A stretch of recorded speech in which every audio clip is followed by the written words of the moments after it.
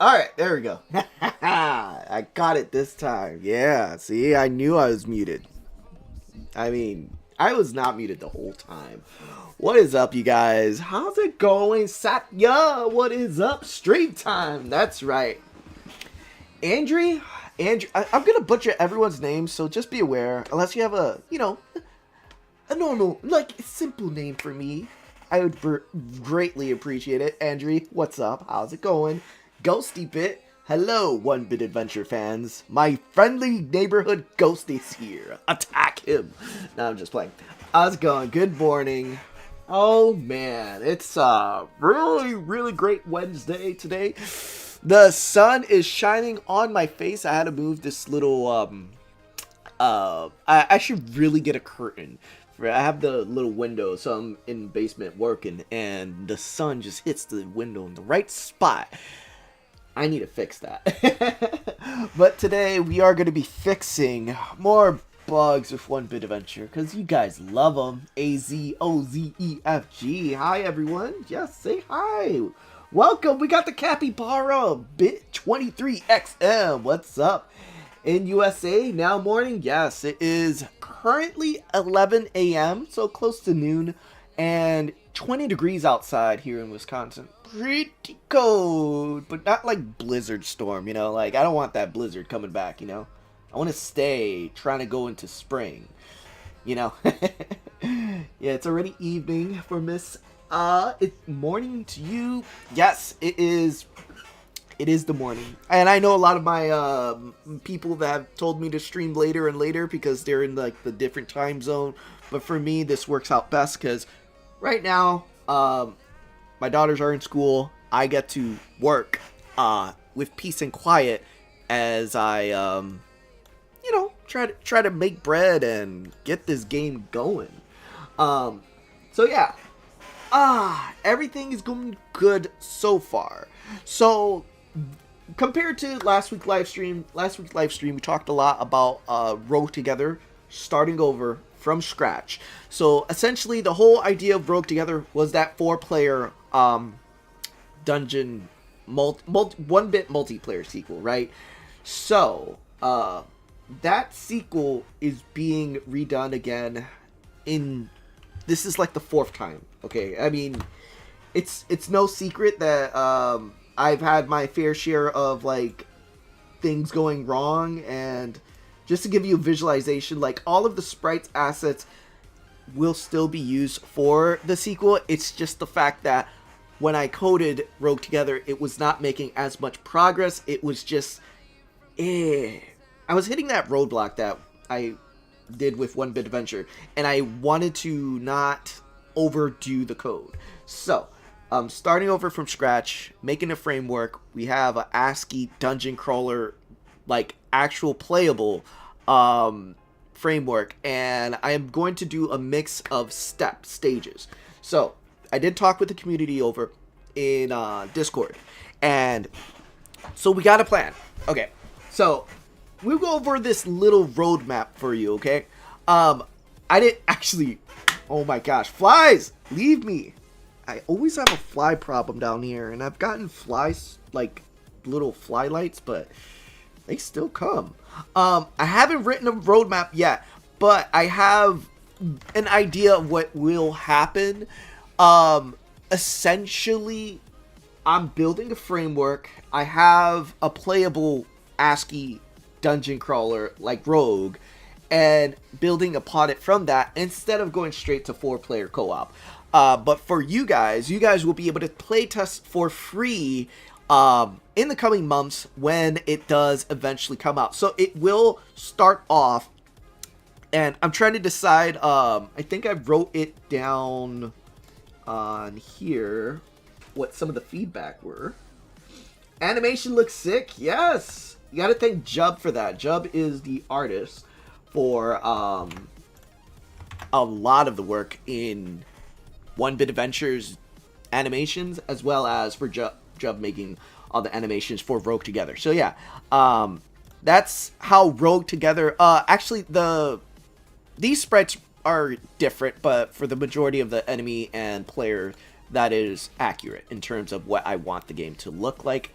So going on into what will happen, and I think size it up just a little bit. You know, it might be a little tiny. A little tiny. So I asked the community, would you like to play an early version of ASCII with visuals? So for ASCII, actually, I should actually pull that up too, because in order for you to understand what it's going to be, it is gonna look like traditional Rogue, where you're fighting letters and symbols. But that's my way of trying to get the game off the ground and get it out as a playable game before I polish it up and make it look exactly like how the finished game would be. So, but as soon as that loads up, I'll be able to show you that, and then you can get an idea for what is going to happen. So, put this right over here. We're here. There we go. Okay, beautiful. We have it. We have it. It's loaded. All right. Actually, was working on some more debugs. So essentially, let's hide the debugs because it's gonna be a little bit of a annoying thing for now. But essentially, this is a playable version of Rogue Together. This is Rogue Together, just without the fancy visuals that you would normally see. There's no animations per se, and that is on purpose, so that way we can make the game fun, enjoyable, exciting, and then we do the finished polishing stage. So essentially, this is gonna be phase 1, ASCII multiplayer. The goal, 4-player co-op in the ASCII world. That is the goal, okay? Then the next phase would be Kickstarter, getting Rogue Together to look like that, along with story, NPCs, and all that fun stuff. That is the whole plan. First stage, ASCII, I asked you guys if you would like to play an early version of it. Resounding yes, a yes, for playing it while it's being tested for multiplayer, versus waiting for release. I know you guys are so excited, but I just wanted to get a feel for what you guys want. So, I asked, does a $5 early access price, that includes the full Rogue Together game later, feels fair? So this one was a bit more on a yes, a few no's, a few maybes, but the whole idea being, when the game is releasing, the release stages are, number 1, super alpha tests. It's the ASCII world. I haven't decided single player, then multiplayer. It's still going to be free to actually test, okay? Just keep in mind, it's going to be very bare bones. But I'm expecting a few months down the line before that ends up happening. So, free for testing early. Then, the next stage, $5 early access. So, that price of $5 is you getting access to the more polished multiplayer, still in ASCII, but it includes Rogue Together. So you get Rogue Together for only $5. Like, imagine that. Like, that's exactly what I'm trying to plan out, is stages. And then when it does go to Kickstarter, there'll be a separate price point. The price point is still, in my head, I'm imagining $10, but everyone is like, you could charge $15. It really depends on how the Kickstarter goes and what kind of content we end up getting. But for now, I'm very excited for how it is now in terms of $5 early access, potentially $10 being the full game. Mobile is still going to be free to play, but in order to unlock that multiplayer access, it would be the premium price, which still haven't decided on that, but that's what's going to happen. Got it? So, first, early alpha, free testing, play it. Then we'll get to a certain point where it's polished, $5, but you are getting a polished, fun game that you actually can enjoy and actually spend, hours playing it. And that's the whole goal, right? We want to try to make a fun game. And then Kickstarter will go next. All right, so going on to the next question I asked the community. And if you guys have any questions, feel free to let me know. I see fires in the chat. I know you guys are excited. I know it. I'm excited too. And I do want to see it through. I'm tired of restarting projects over and over. I've done it with Dungeon Agreed. But that one was really modular like crazy. And I've done it with Rogue Together. This is the 4th time I'm restarting, but I feel very confident that we're going to get it this time. What do you think the 4 classes will be in the future? So, as of like last week, we have currently, actually, wow, I gotta bring up Rogue Together now. Jeez. We actually have four classes fully like animated with attacks.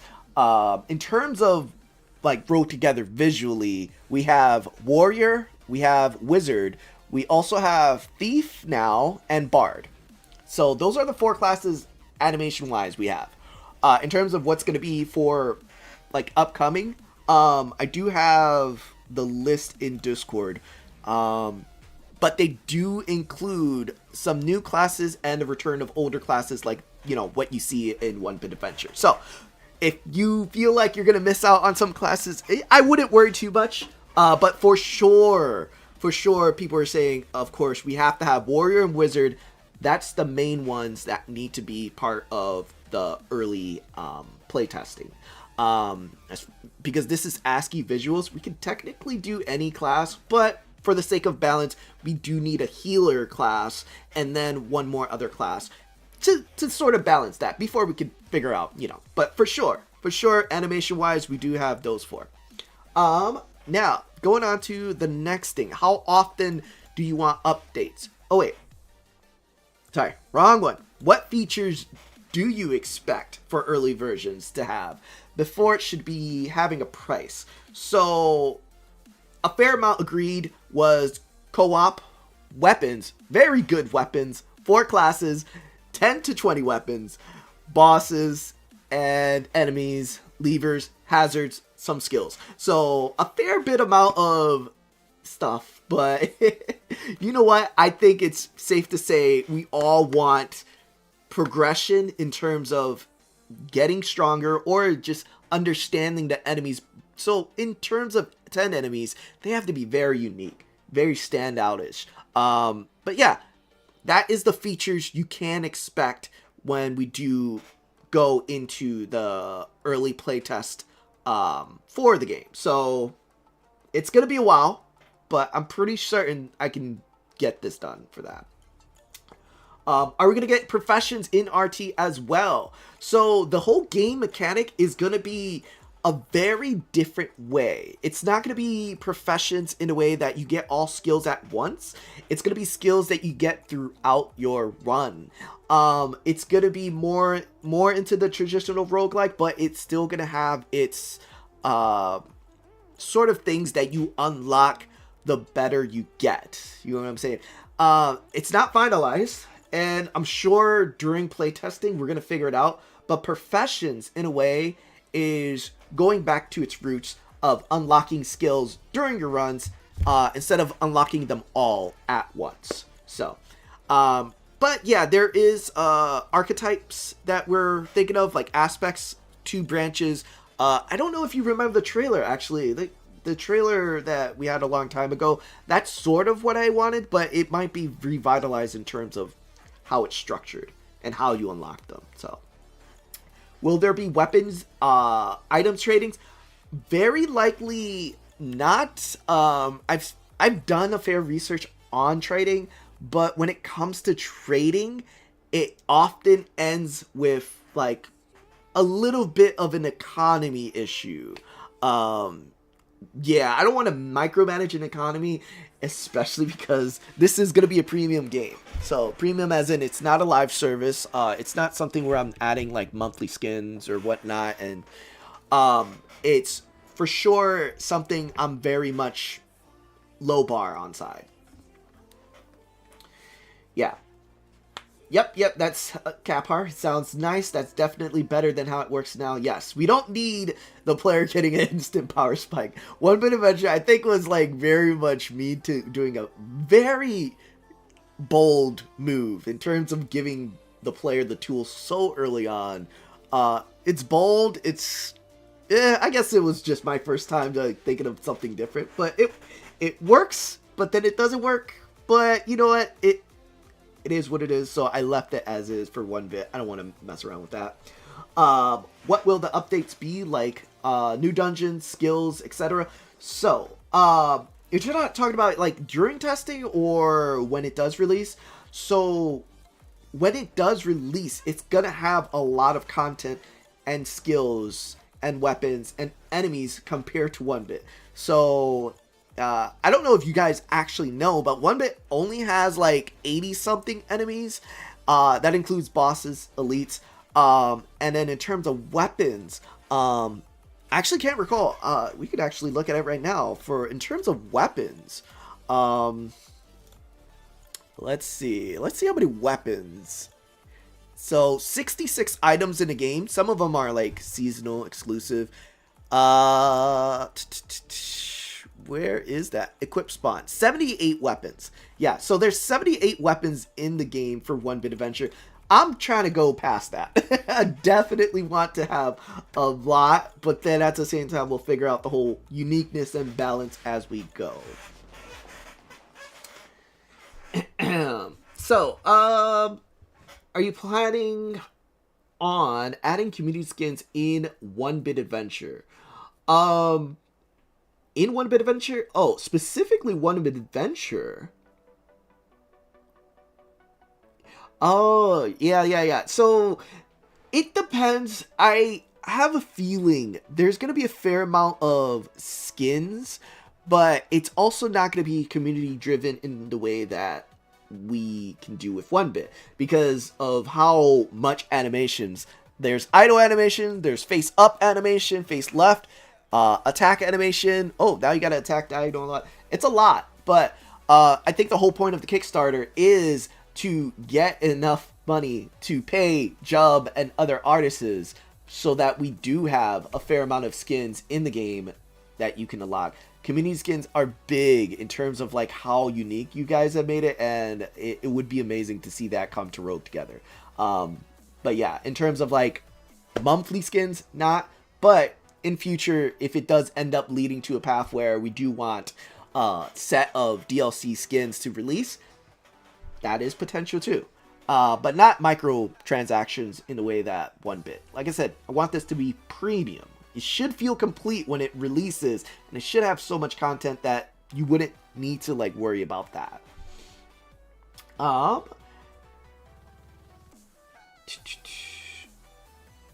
Let's see. Wait, it works well, everyone, but in classic it's kind of it. Oh wait, I'm not sure what that question. Oh, hardcore prestige 0 feels more roguelike. Yeah, and I think that's in essence the whole life or death situation. That's what I kind of want more for Rogue Together, especially because you are playing co-op, and when you play co-op, things tend to get easier. Even if you bump up the numbers, you're basically like 4 against 1 versus 1 against 1. So yeah, I do want this game to be a more hardcore rather than too easy. But yeah. Good morning, good afternoon, JCME, you are here. How's it going? So we're going over a fair bit on Rogue Together. Will Rogue Together have an end goal, or is it infinite survival like OneBit Adventure? I think I want to go more towards how Hades and Slay the Spire have, where there is an end goal, but it's also not your only end goal. Playing again in order to try to reach the extended end goal. But yeah, there is the whole story behind the Eternal Wraith. So I want to say the whole purpose and story obviously is to defeat the Eternal Wraith.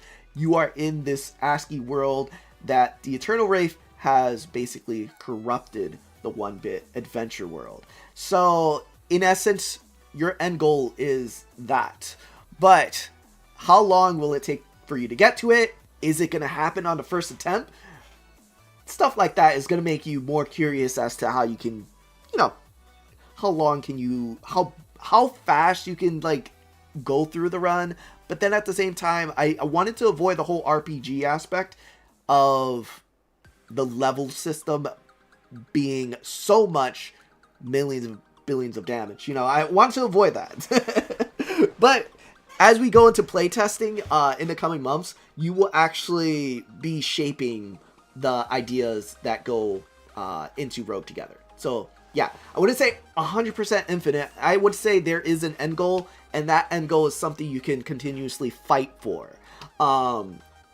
In terms of like if there are going to be more extra modes, I can't say anything like that right now. All I know is that there is going to be one goal, and that is the runs. So the dungeon runs.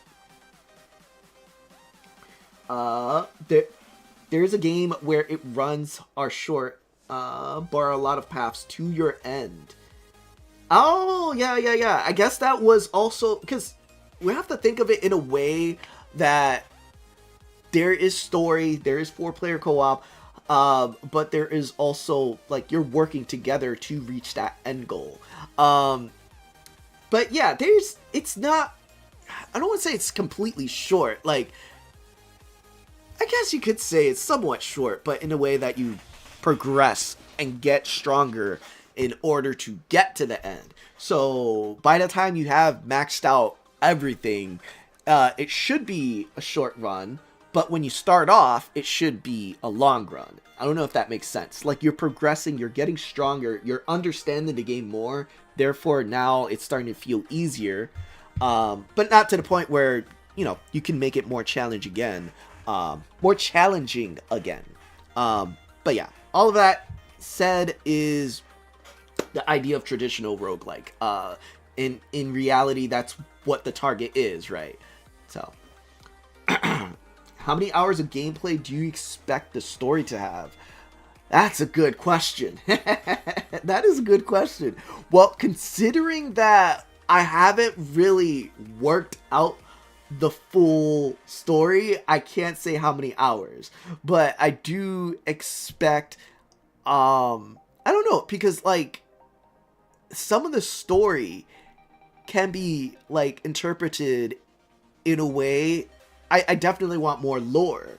Like, there's a lot of story that can be brought into the game in different ways, but yeah, that's a good question. Jeez, I don't want to say too much. Like, if I say it's gonna have at least, like, jeez, now you got me thinking.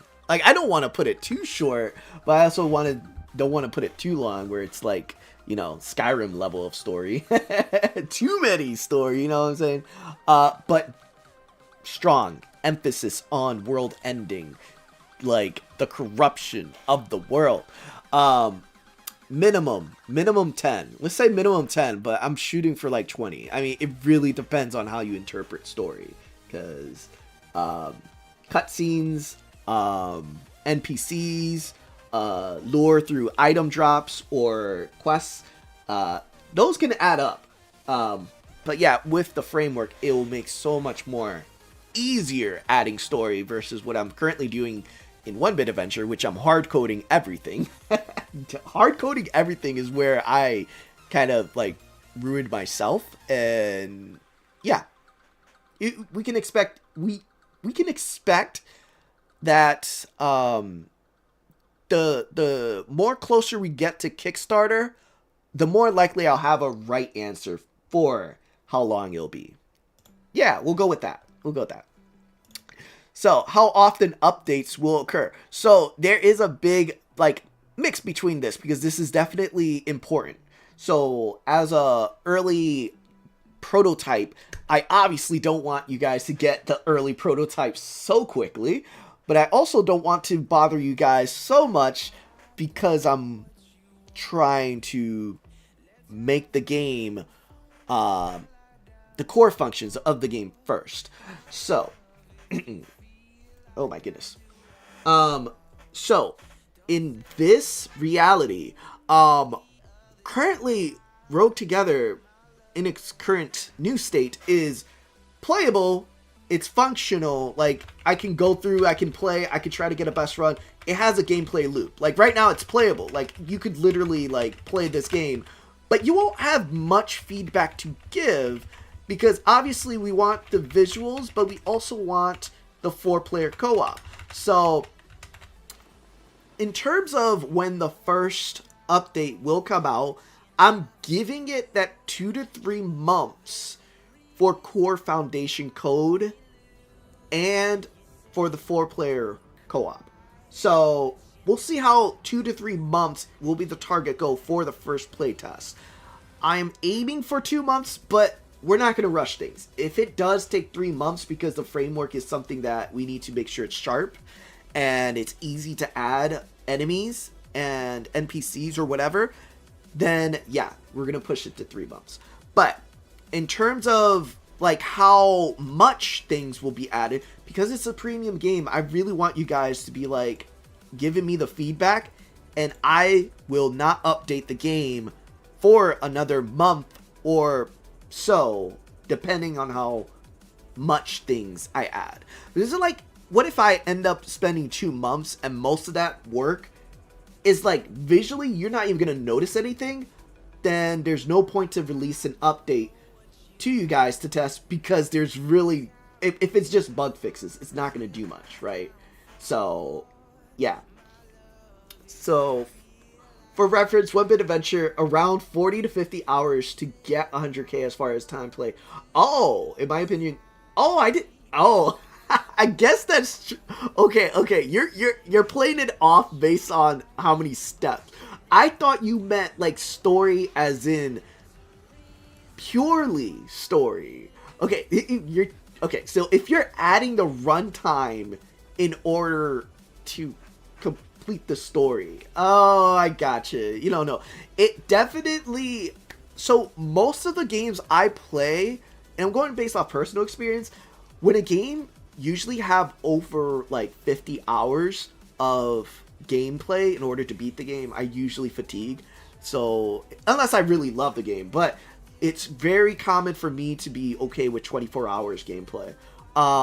In terms of this, it can go either way. But yeah, essentially, yeah, if you meant adding the gameplay with the story, then yeah, I feel like that would be a good amount too. 40 to 50 hours. But yeah, in terms of how a run works, we'll find out during playtest for sure. You could do short maintenance. Yeah. Look, well, the whole goal of it is when you go into playtest mode, you are going to be getting, oh yeah, and that brings us to our next topic. So, to answer the question, how often updates, I am going to be fine with 2 to 3 months, but I'll extend it based on how much content have I worked on. If there's not a lot of content, we'll just push it back until there's something sufficient to be like, oh wait, we added like 50 new enemies, and I need you guys to play the game and see what you think of. Ooh, excuse me. Then yeah, that would be the essential thing, right? So the more content it is in the updates, but expect 2 to 3 months for the first playtest. The game's playable right now, but we still want the core foundation to be solid. So yeah, going on to that next question was that I can do short maintenance, but I also don't want it to be like, if it's game breaking, obviously rolling out an update to fix that. But if it's minor, like, oh, there's a visual thing wrong with this specific enemy, it doesn't affect my run, then I'm not gonna push it out right away. The goal right now, I asked which platform do you guys want to place tests to be available on, uploads, and specifically it was between itch or Steam. So itch.io is a free platform where I can upload the game. You guys can download it. You'll have the game files, and that can be free. Like, this is the more easier choice. Steam, on the other hand, I need to have the Steam page ready, if that makes sense. And if the game doesn't look like how it does as a final version, Steam doesn't like that. So visually, I need to get it to look like this. I need it to look like Broke Together before I can actually release playtests for Steam. I'm 100% certain, because when I signed up for OneBit Adventure to be on Steam, they require screenshots at least to look like how the game is supposed to, so that way it's not false advertisement. So I don't want to get striked on that, but yeah, I do want to go on itch.io first. That seems like a safer approach. We'll avoid Discord uploads only because I feel like I don't know, it's more professional and easier to be like, hey, where to download a game? Here's the link to itch.io versus where could I play the game on YouTube? And then you're like, well, go to our Discord, go to this channel, click on this, download. Yeah, that's a mouthful. So yeah, we'll definitely do itch.io first for the free play test, and potentially once we get the visuals looking like this, we'll get it into Steam as closed beta. Early access. Closed beta, early access. How do I describe that? You could do demos. Yeah, they call it demos. Why am I calling it closed beta? They call it demos, right? You could do a demo and have an add to wish list because it's not fully released yet. So itch is better for sure, yeah. And also there's people on itch that will likely join the community because they see the game and they're like, well, I never heard of Rogue Together.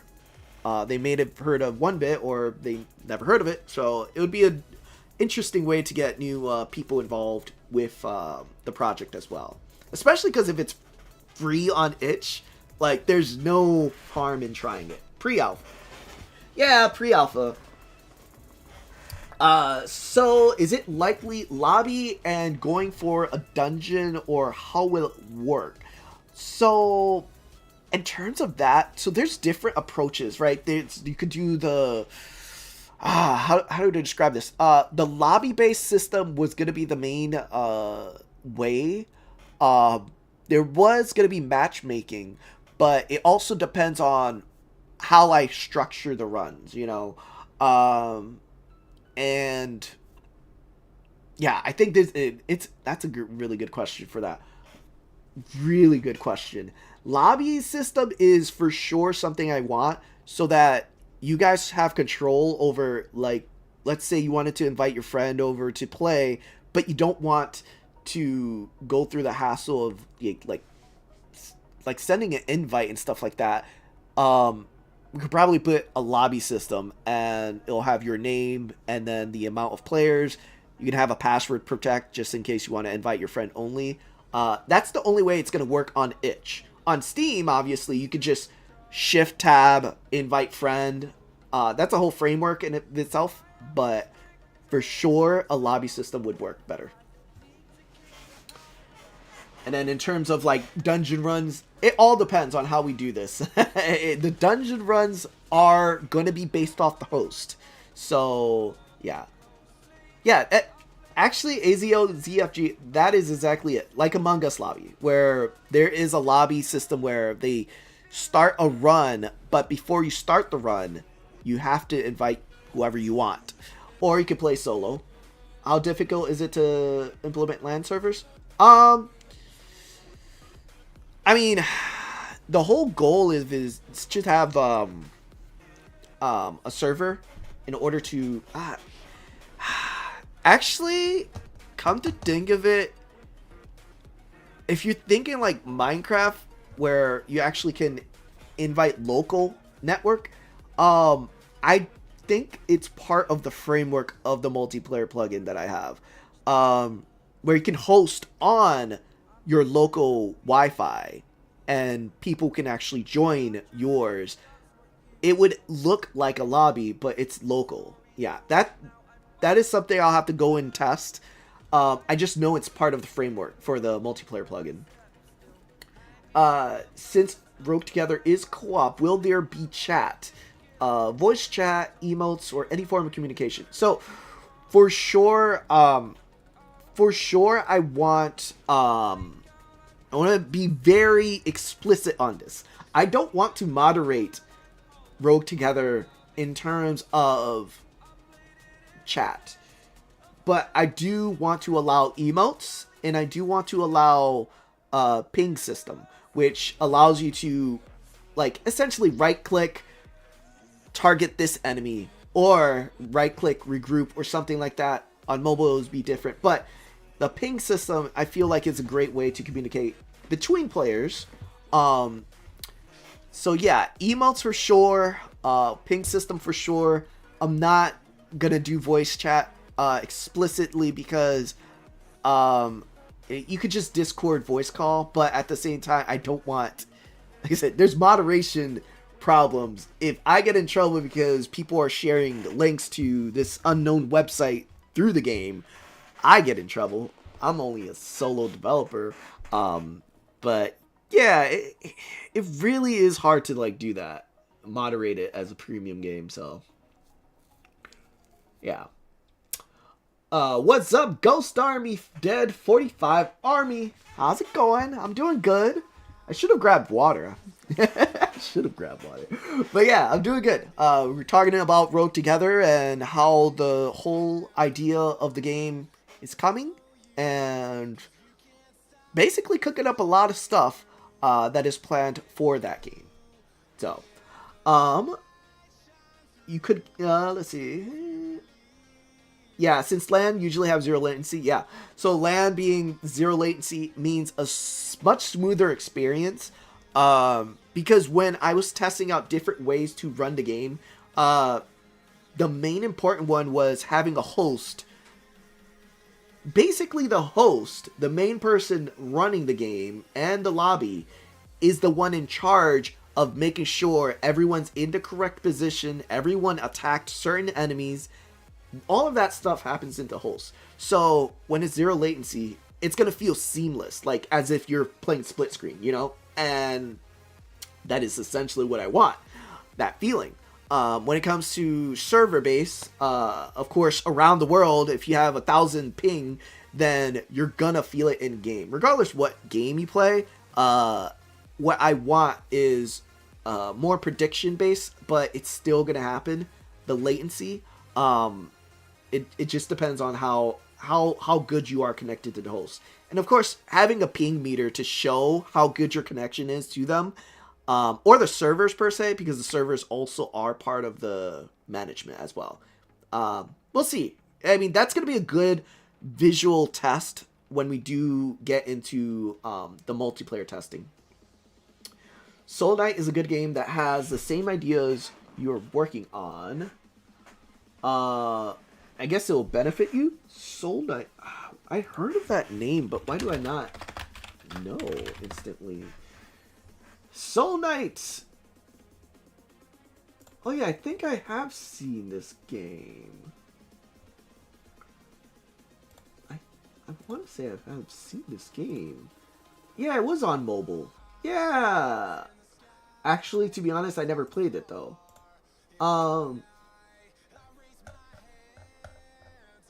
Yeah. I'm trying to look at that and see. Oh, that's more like Bullet Hellstorm, but still. Wait, they have multiplayer on that? They do.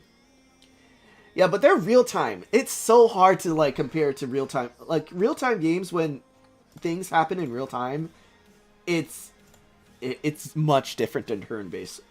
Very much different. Because in real time, you don't have to worry about enemies being on the same tile. It is literally physics. But yeah, that's 50-50. I mean, I could still research it, but for the sake of it being like something to compare and try to learn from, I've looked at different like multiplayer turn-based, but most of them are very much, it doesn't feel like synchronous. Like, it doesn't feel like you're playing with friends in a way. It's weird. I don't even describe it, but like, yeah, maybe one day I'll actually have to play it on stream, just to see what multiplayer turn-based games are out there that are similar to what I'm trying to do with Rogue Together. Can we have the ability to rename equipment for 100 coins? I guess. I mean, it shouldn't be that hard. It's quite the dilemma, because you guys can name it whatever you want to. Quite the dilemma, but at the same time, you can name your character whatever you want to. It's not going to show up on anyone else, but yeah. Rogue Together is run rooms, dungeons, pixel co-op. Run rooms. Wait. Okay, AZOZEFG. I know I don't know if it's a specific game you're trying to name. I mean, I know of Pixel Dungeon, but I didn't know they have a co-op. So Satya, Rogue Together is turn-based. It's turn-based. It's grid-based turn-based. It's not in the essence of, okay. I don't know if you've played Baldur's Gate, right? So if you play Baldur's Gate 3, it is not that turn-based, okay? You don't wait for your turn, okay? You affect the enemy's turns in a sense you are turn-based with the world. But it's only for those around you. So like in reality, I call it step-based. So whenever I move, enemies move, right? That's OneBit. But if you're playing co-op, whenever you or your friend moves, enemies move, but only the enemies you are aggroed to, if that makes sense. It really isn't going to make 100% sense until you, like, until you, like, visualize it in a way. Like, okay, so this is essentially turn-based, right? Just like OneBit, anytime you move, they move. So if I were to make this co-op turn-based, if I had my friend a little bit on the right side and he was moving back and forth, these enemies would not move because they are aggro to me. So they will only move because I'm moving. My friend is probably like going back and forth, dancing, doing whatever. He doesn't affect their turns until one of these enemies he decides to attack, or if they aggro him. Now it becomes a turn base, but in reality, the enemies will move. If I move 2 turns while my friend is also in an aggro state, those enemies will also potentially move to him. So yes, it is a little confusing because when you think of turn-based, you think of like Pokemon in a way. But at the same time, there's speed and there's different variables that will affect what enemies will do during that turn. It's going to be quite chaotic. 4 people targeting 1 enemy. But in reality, it all depends on the host. So the host will control every simulation attempt, and that will determine how the game works. So yeah. Ghost Army, to make this game even more interesting, to put a secret story behind the end. Well, we do have like okay, so here's the thing, okay? My brother and I, we're talking about Rogue Together and how, you know, I'm starting the game over in ASCII world, right? And I've always known this was going to be sort of what I wanted, but the story sounds a lot more crazy when you start thinking of the Wraith destroying the world. So OneBit Adventures world is Rogue Together, right? But as you fight the Wraiths and he's destroying the world, it starts glitching into this ASCII world. And eventually different parts look ASCII, but then the majority is still sprite based. And it becomes a point where it's like the world is corrupting, right? So that's the whole story, right? But there are things that we ended up discussing which could be potential. Is what if the ASCII world can switch? We can switch between the real world and the ASCII world, and certain things are only revealed in the ASCII world. It's one of those things where it's like, imagine we were playing in the sprite-based world and there was a wall, right? Let's go find a wall, right?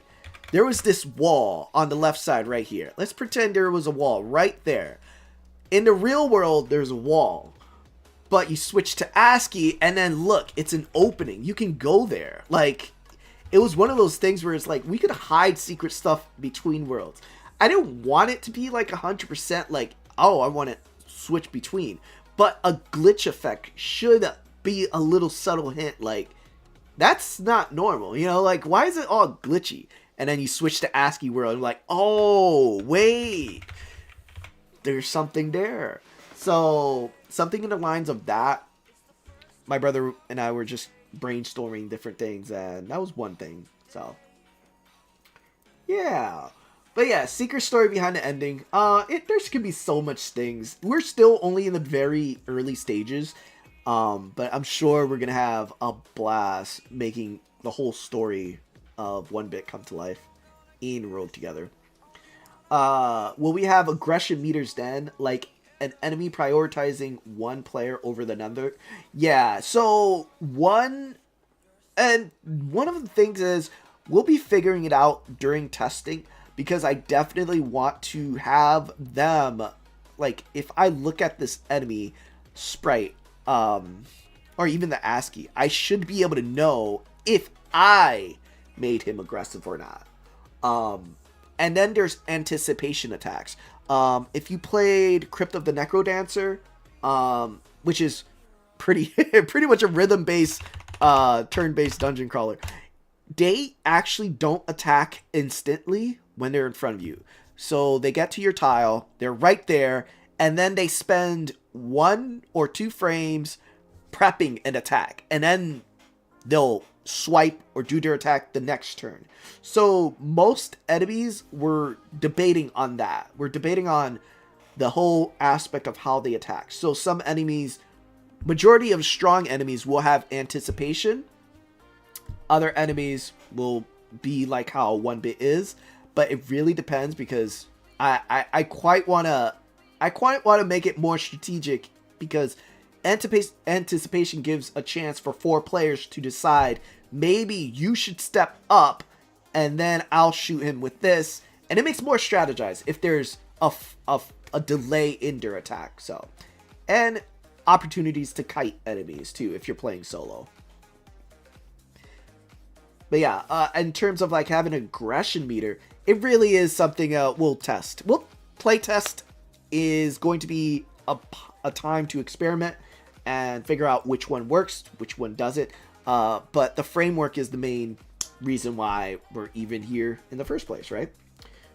Framework we have, and if it's gonna be solid, then it won't be a problem working out the kinks on that. So. Caphar, so if you play melee and your ranged teammate shoots the enemy, but you don't attack, the enemy goes to the ranged teammate. In essence, yes. In essence. So it really is going to be, there's different scenarios, right? There could be certain enemies that are very hyper aggressive and fixated on one player. And then there's others where you can ping back and forth. Like, for an example, like a zombie. Like, imagine a zombie. Not saying there is zombies in the game, but imagine a zombie, a ranged enemy. You can divert that aggro to the ranged player, and it implements more strategy, right? So right now, Wraith is like a virus. Yes, Wraith is exactly that. He's a virus to this world. But in reality, it goes back into the world of, like, how did the Wraith get here in the first place? Like, what is his goal? And you'll find out a lot more on that with Rogue Together, because that's the whole point of the story aspect. I still want to remain mysterious about his origin. Even though I have it, I don't want to say it. It's more or less, I want it to be a one-bit adventure. First off, that was one thing. I didn't get enough artists for the cutscene, but it is that, a virus to the world. Will there be leaderboards? So leaderboards is maybe a basic leaderboard for runs with each class would be more of what I can envision, but not as intense as I've done with OneBit Adventure, where there was a leaderboard for kills, coins, steps. That was a little extreme on my part, but I wanted it to feel more like, well, there's different runs, different challenges, different rewards, but because it's not going to be a live service, the leaderboards are bragging rights in this game. They're not going to be rewarded, but they are going to be there in terms of, like, how well does this person do for their run. yeah, stuff like that. That will be what I have to plan for. Is I have to plan for that, but that is very much a late feature. Like that won't happen until we get into like Kickstarter stage. But yeah, that is the goal for sure. Yeah. Oh, actually, my mother-in-law showed up here. That's why Yoshi's barking like crazy. I'll answer to keep the answer simple. It will be more complicated, but it'll be I don't know how to describe it, because there is going to be there's more enemies, more bosses, more weapons. There's more of. Alright. Yoshi is going crazy. Alright, I'll be right back. Let me take care of Yoshi real quick, and I'll come back to that question, so when I come back, so. Not starting soon. I definitely thought I would be right back. Alright, I'll be right back.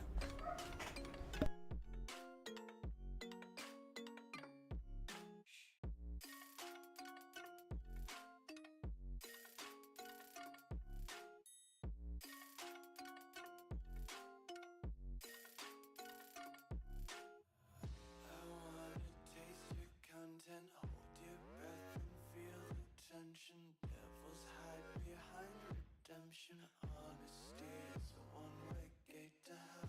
I want to taste consumption. Breathe faster to waste oxygen. Hear the children sing aloud. It's music till the wick burns out.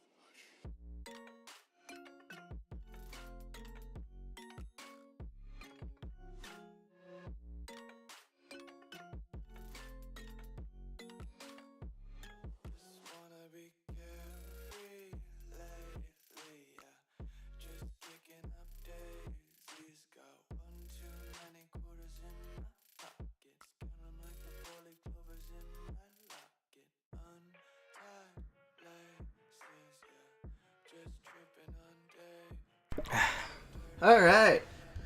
Whew. Alright, we're back. We are back. Back at it again. Will Rogue Together be more complicated? Going back to that question.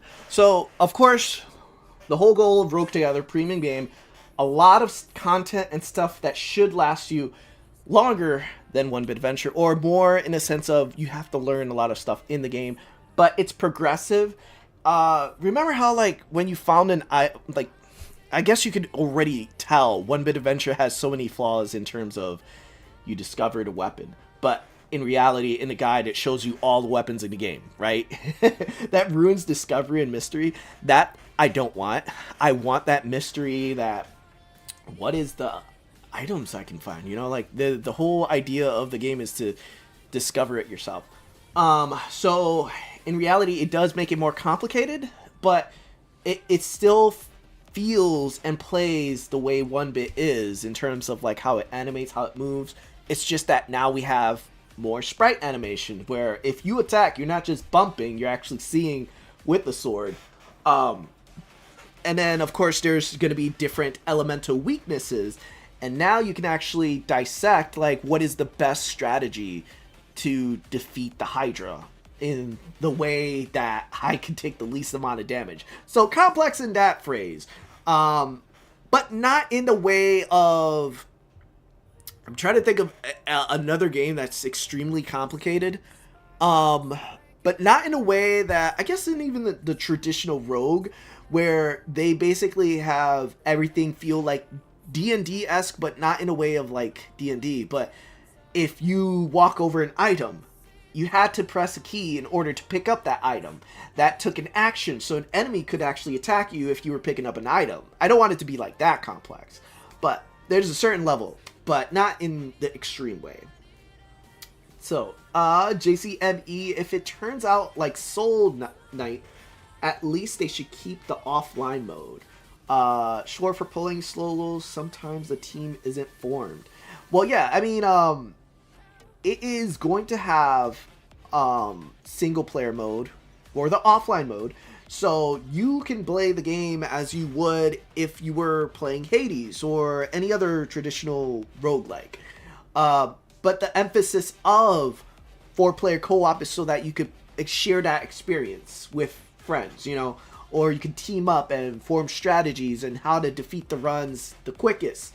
That sort of stuff is what I want for Rogue Together. Even though it's a premium game, it's something I want to spread that love, you know, for traditional roguelikes, right?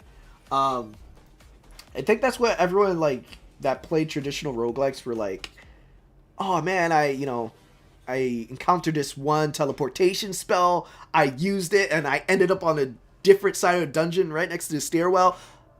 Like, that's great, you know, you can have that fun experience.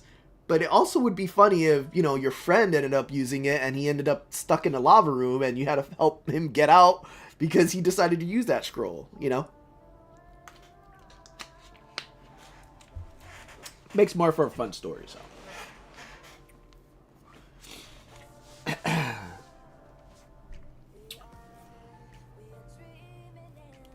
Let's see. AZLZFG. But in Soul Knight situations, it's hard to keep the data in offline while having online. Yeah. I mean, I guess that depends on what kind of data they're trying to save. Because if they're trying to save, I guess, in essence, Rogue Together's local data is more important than like server data, because the server is mainly just to connect you to the other player, and the other player, whoever's the host, that's the data you're playing on. Yeah, I'm not too familiar with Soul Knight, so I guess can't say 100% sure, but I do know that the local data is going to be more important. In terms of how to handle cheat, that is going to be the fun part, of course. Anyone that knows OneBit Adventure knows that people cheat in the rankings. Had to ban this one guy because obvious cheater, but turns out like some of the I have an auto ban system, but it doesn't catch certain people for some reason. I know some of them run mods, modified versions of the game. They did just delete the code, and it's like, okay, how do I combat that? You delete the game of the code. You can't really do anything about that. But when it comes to multiplayer, it's a lot easier because the server, they're connected to the server, so they can't delete the server's code, you know? So if the server does a cross check to see what items have certain limits, then the server can control what is allowed. While OneBit Adventure does have a server, it's not the same as a multiplayer server. It really isn't. I mean, it doesn't have the same features. So, Ghost Army. Can you put like a secret animal or a trace of the animal? Don't ask me. Do I like secrets? I mean, I love secrets too. And I had a lot of fun adding different secrets in like the beginning phases of OneBit. But then when I ran into my problem was how many bugs, not bugs, how long it took to add those secrets. It ended up adding more time to my development. That wasn't getting the game progressing. But yeah, there could be secret. There are definitely going to be secrets. Capybara! Yes, Capybara. He must reign supreme. Sorry about picking my nose during stream. Ugh. Yes, Capybara needs to be in the game for sure. So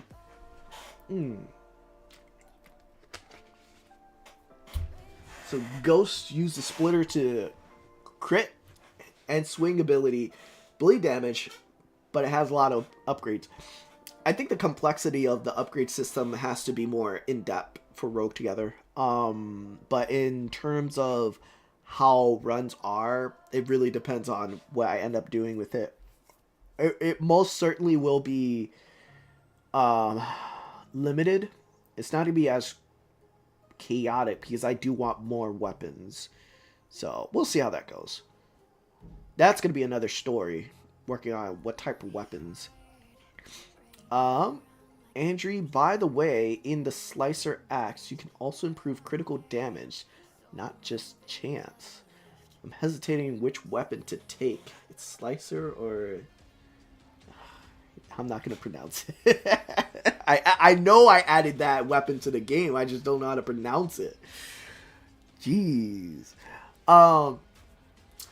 Yeah, I wouldn't know 100% if really Kapar or John Doe or any of those guys on Discord would be able. You could probably find out on Discord. But yeah, if you ask me about like what's the best weapon in the game and how to utilize it and which class, I'd give you the wrong answer because I haven't even played like a full run in like forever. It's been years since I actually played a legit run. And I can't remember how many steps I made. How many steps I took. So, but yeah, let's see. Did I answer? Oh yeah, that was the last question. Would you want ASCII mode to remain playable even after the visuals are added? A resounding yes. So when it comes to how the ASCII version looks, to be able to switch between back and forth, that seems to be a solid yes, and that will be a thing.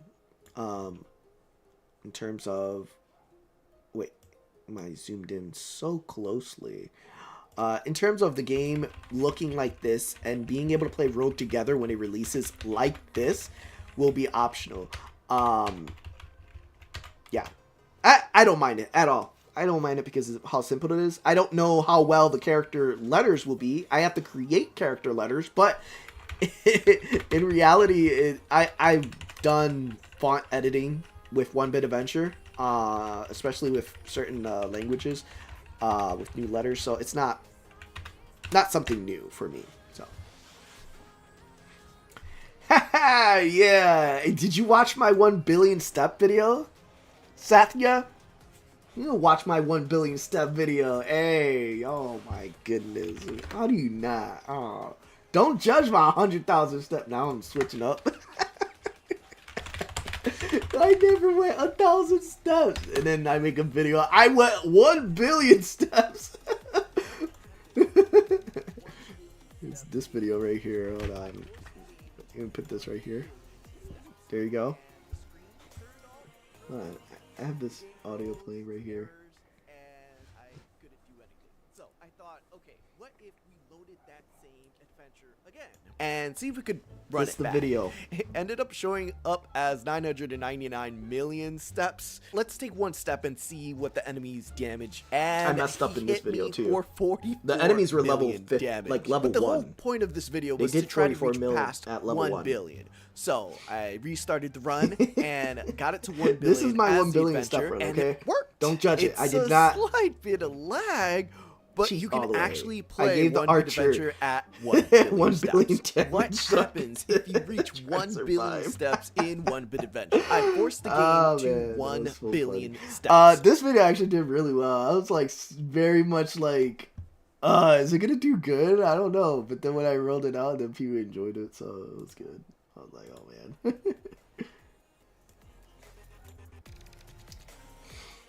man. But yeah, will I do a legit run? Probably not. That's you guys have put me in a training camp in order to do that. Oh man. Kapar, I think it would be cool if the story ended at 100k steps. Then we make Jonathan stream self-finishing his game. I don't know. 100k. Yeah, I mean, that was also the goal, right? Like, I think years ago, 5,000 steps was a good amount, and then 50,000 I felt like was the max, and then eventually it became 100,000, then it became 1 million, and now 2 million, and then 3 million, and then people are like, you can keep going. Yeah, it was a little too much. But yeah, 100k steps, I don't know. Maybe I should one day attempt that. That'd be a funny video, but I really don't know.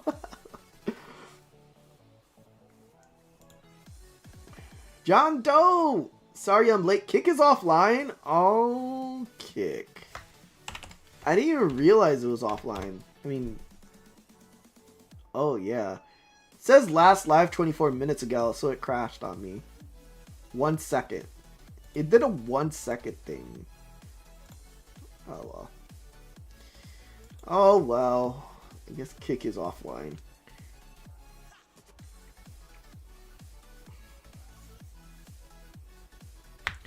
Maybe I'll get Game of the Year. I mean, the whole point of the Kickstarter is to not use AI for the artwork. The AI in general, like, a lot of gamers, of course, even myself, am opposed to, like, AI art being made into a game. I think, in general, it ruins the personality of the game. The soul of the game is the artist. And so, yeah. Kickstarter is going to support artists making the game.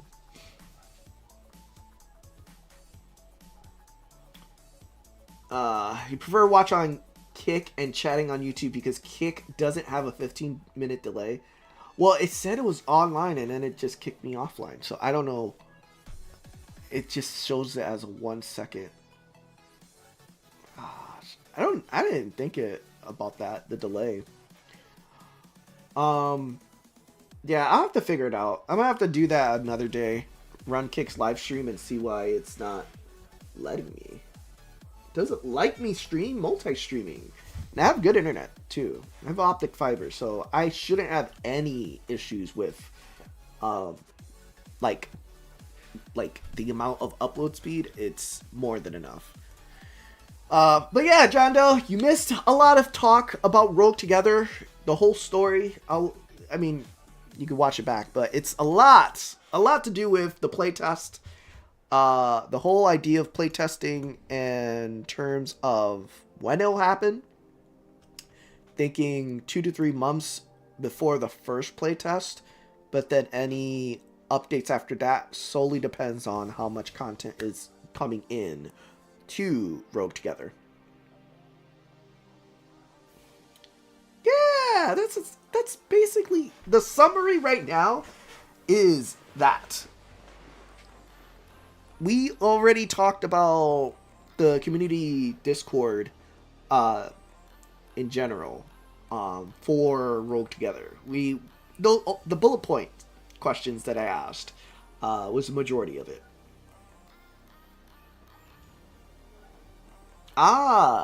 Actually there is a setting for that too. You know what? I think there is a setting for... I wonder if that might be because I set the latency to be... Let me see what... I'm pretty sure I can't really do much now to the current live stream, but you never know. If I go into... Create...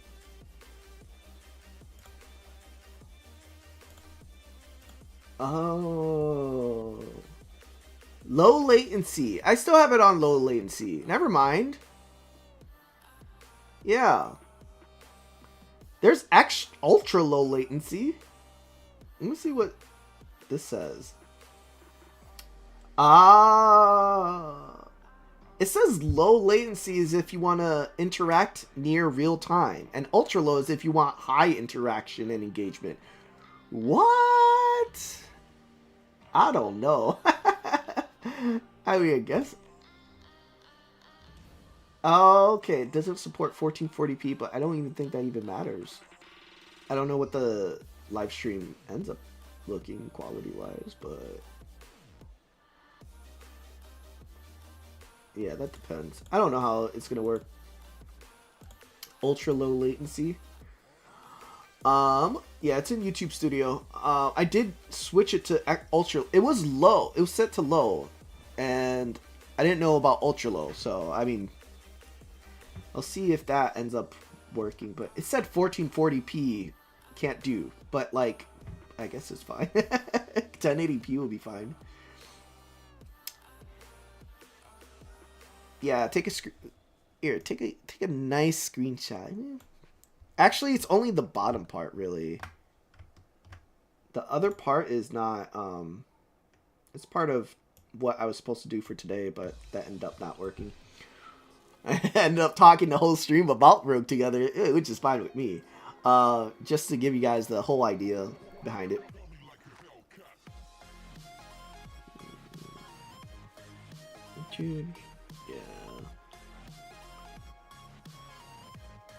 Yeah. Yeah, and then also the framework too. Yeah, the framework was the idea behind what the premise of 2 to 3 months getting the core foundation. I mean, we have a playable game, but it's no point of releasing as a free play test until we have more content and more things in the game that you can fully like grasp. We're still doing the ASCII multiplayer, so that was the goal, right? Co-op, weapons, very good weapons, 4 classes, 10 to 20 weapons, 1 to 5 bosses, 10 enemies. I'm thinking, yeah, and then levers, hazards, and some skills. Not completely, but some skills. No. Actually, I completely forgot. Who's gonna win the Rogue Together fight? I gotta add the thief to this. The thief is not in this. Let's see. Pure cooking, come on, pure cooking. I don't know. It's a different language. Erupt. You get one more brawl. Get one more brawl. So many names. It's just. Who pure? Yes! Pro Cooking one! He's the GOAT! That's my brother! That's my brother right there. Getting all excited over that. Oh man, I want to send that to him later. But yeah, for the most part, that we're just talking about Rogue Together. I have this list for bug reports, but it's not like, well, some of them are very much a problem. What was it? The chunk loader. Yeah, chunk loader is only loading 2 chunks, and that's why sometimes when you enter the game you see the same chunks. It's because when it preloads, it only loaded 2 chunks. So, big problem. He got the developer buff? Shh, don't tell him! Easy-o! Cheating on my own game, come on. Gave him plus 20 damage, right?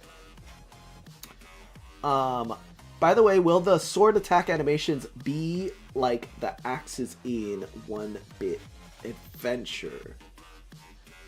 Sword attack animations be like the axes? I'm trying to think, what axe animation is there?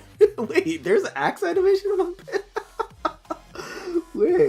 Wait, because I feel like I'm missing something. Wait, there's axe animations. No, don't tell me that, because I literally don't remember an axe.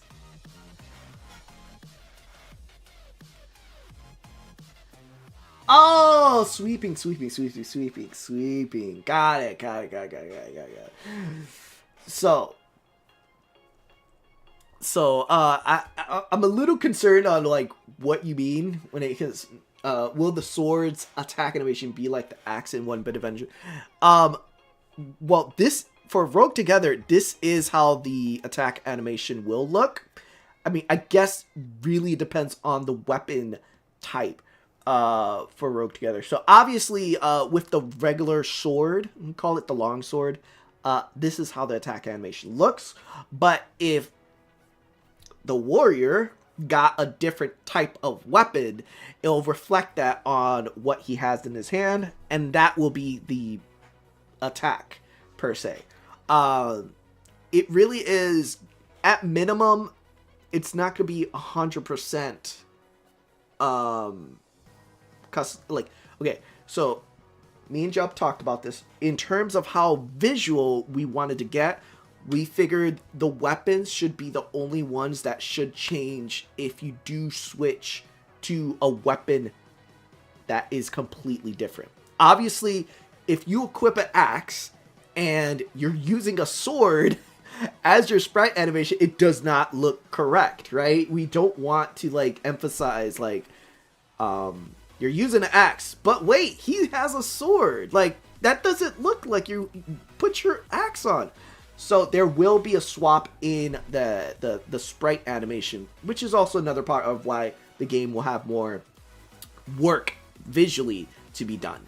So the sprite will swap with an axe, and it's a different swing animation. So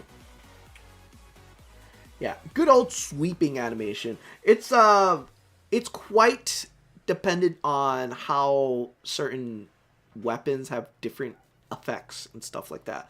Like for an example, like this slash is a hit animation for the warrior. The wizard has a different particle effect when he does hit. But yeah, in terms of that, it really is going to be quite interesting visually. It's going to be different. You're going to be like, what? So yeah, we try to base it off of using like there's like 100 plus weapons, but we're not going to have 100 plus animations for each, you know what I'm saying? Like some of them will be grouped together, and then others will look different.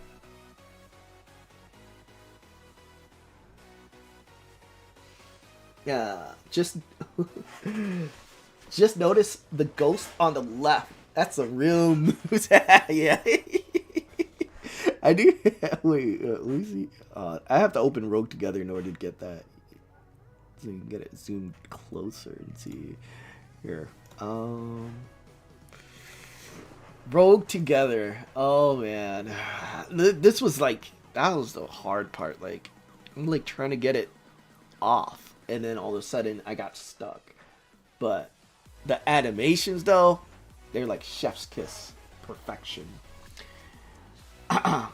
So they're character / skin customization. It's gonna be more or less skins, but not to the point. So that's Dungeon Agreed level of customization, where you can modify your head and body and arms. That is not what this one is. This one is going to be, it'll customize whatever weapon you have, will be sprite added on, but it's not going to change your overall appearance. Your helmet and your body will still be the same. But yes, I want to avoid super modular customization for the sake of releasing the game. Don't crash on me! Stop. It's been a minute since I tried to load that Rogue together. Trying to avoid... Oh, it's loading? No, it's still white screen. I don't know why. I was trying to load Rogue together so I could show you the animation, but it's a bit slow right now. I just don't want it to crash on me. Oh, there it is. All right, see, look at that. Perfect. Yeah, and in terms of like the, like, oh yeah, see, this is the multiplayer framework. When you have start single player, start server, or start host, and then start client. But I'm pretty sure there is a local LAN. There has to be a local LAN. Has to be. I mean, you have server port. I'm pretty sure there is. Figure it out. Let's go! We got the thief! Look at how cute he is. Look. He's dancing to the music.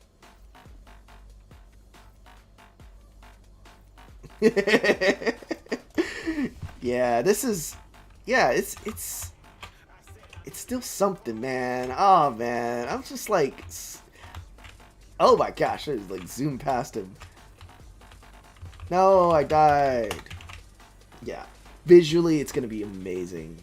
But I think I am glad that we're going the direction of focusing on just the core mechanics versus actually like the gameplay.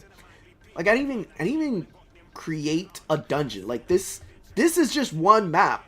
It's not even a whole dungeon. There's no start or end. But with the framework, we already did that. So that's the good news, right? Good news is framework, we have a gameplay. Sad news is the visuals will have to come later in the development pipeline. But yes, it looks very amazing. Very amazing. So I have no doubt. But yeah, it's also, I guess that's also true in terms of like the weapon types too. It looks amazing. Yes, yes. I know you guys want this. You guys want to play this. But at the same time, I like literally was focused on this because of how you guys would react, because I would play it like crazy. But to get the game done, we need to start from the bottom. And now we're in ASCII world. We start from the bottom, then we work our way to Rogue Together's visuals.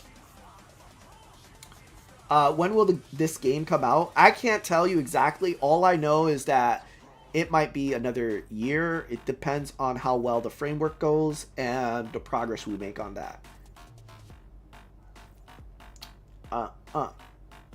Yeah, Cap Hard likes Steve. You heard it here, folks. Yes. He's a fan of Thief. All because of this. But yeah, it's just something though. It's just something. Like even this is just for debug, but like whether or not that enemy takes a turn, there's a little dot. That's not per se what I want, but we'll see. It really depends. I think some games, yeah, they do a flash animation on the enemy to signify that they're about to take a turn. Let me say it like this. It's not changing, is it? No.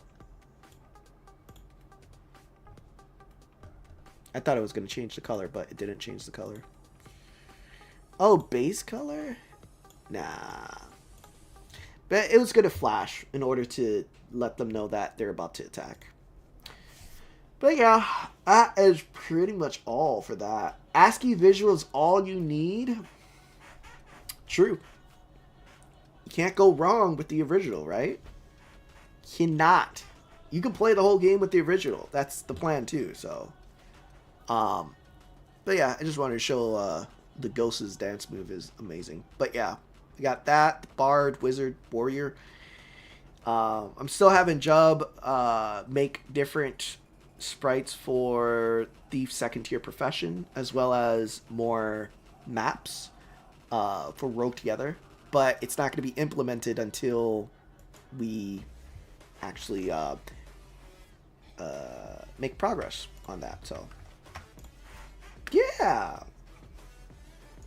just like OneBit, it will be like a year and a half. Yeah, it really, I want to not rush, but at the same time, I don't want to fall into that pitfall where we did Rogue Together and we were like, all right, let's go, and then it didn't go anywhere, you know? But yeah, in terms of like what I had recently done, and I don't know if there's any developers, but I have been working on getting this framework up in itch.io. So if you do happen to come across this framework for Rogue Together, it's because I am hosting it on there in terms of like people that want to make a traditional roguelike. It's a way to try to get things going so I can get more assets without dipping into OneBit adventure. So yeah, the framework right now I'm managing as two different things right now for Rogue Together and for other developers to be able to use it to make a traditional roguelike. So that's still in the process, but it is something that will be coming out. I'm not going to market it here. I'm going to more or less market it on a separate channel per se, but that is going to help with getting more assets as we get closer to the Kickstarter for it. So but yeah, that's most of it. I don't know if there's anything else I haven't talked about. I mean, I feel good about Rogue Together. I feel like the framework's coming along. It's like working on different debugs, but other than that, it's like the next steps is polishing and then making them scriptable objects and like Lego pieces built together. But yeah, Drink some water. Oof. Yeah, I would say it's definitely going to be more than a year to like roll together. But this time around, you guys get to play test and get in early. So you don't have to wait if that's what you want to do, to wait for the full finished game, you can. But to play early and to make sure that we get all the features done, you can join in early. I'll still give it 2 to 3 months, but I won't push for quick updates. More slower, methodical approach.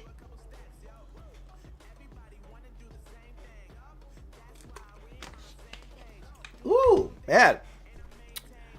Let's see. Well, I won't have much. I'm gonna stream for another 30 minutes.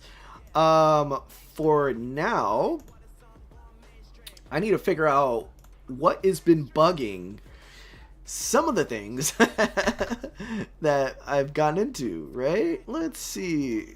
I mean, fraud has always been a big issue. Capar, I know you said elites were dropping items not onto the coins, so you lose a drop. And then we got the chunk loader issue. We still have to add a way to disable the look of transcend. And we got visual bug for Silver the Cat not updating the character screen. This I think is specifically on Steam, because that screen does not update until you open that screen. So yeah, might not have enough time to work on much, but we'll see what we can do. In terms of getting this situated, I got let's see, what else do I got next? I told Jub that I'll wait till next week before getting animations for Thief 2nd tier, and that'll be when I'll start working on that. That'll be next week's live stream. But for now, it's still bug fixes and things I have to decide on.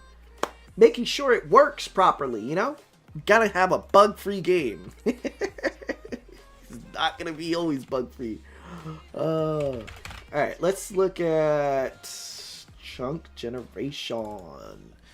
And I want to say load chunks is one part of it. No, we have load chunks that loads all of that. Oh, level chunk is the amount. Alright, let's see what ends up happening. Oh, it does a clear. Does a clear? Oh no, that's some other add chunk that I'd done before.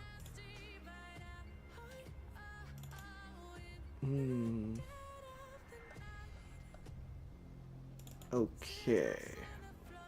Wow, it's been a minute since I looked at this. It's probably like back when I first started. Jeez. Okay.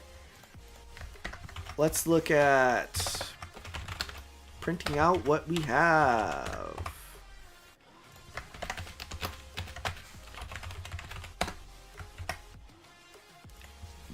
Ooh, excuse me. Oh my gosh.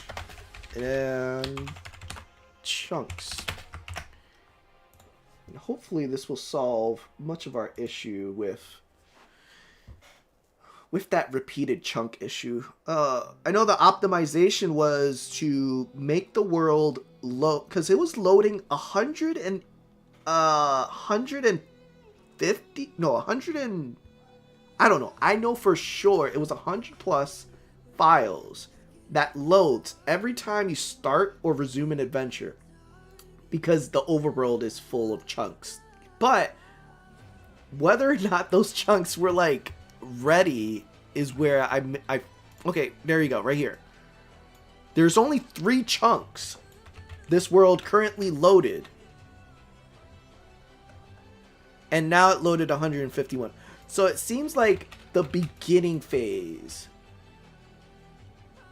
is loading the same chunks. Yeah, I have to figure it out.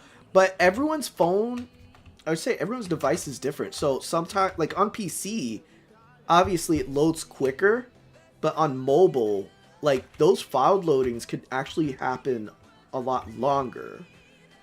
And it's crazy. That's just the duration when people were telling me like it takes a whole minute before I get into the game. So that means it takes a whole minute to load all 150 chunks.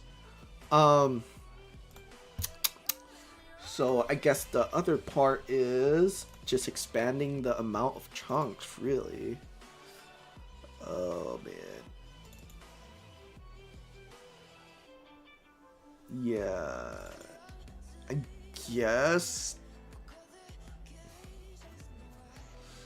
Wonder if we do like 4 and see if that changes how much we have.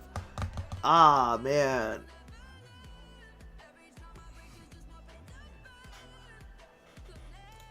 And actually, let's print that too. Let's print the path.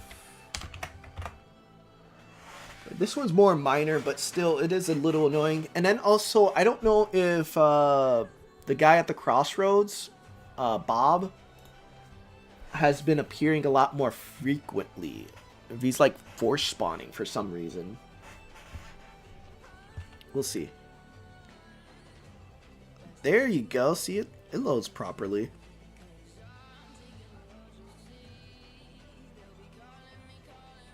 No, it's still loading only 3 at the time.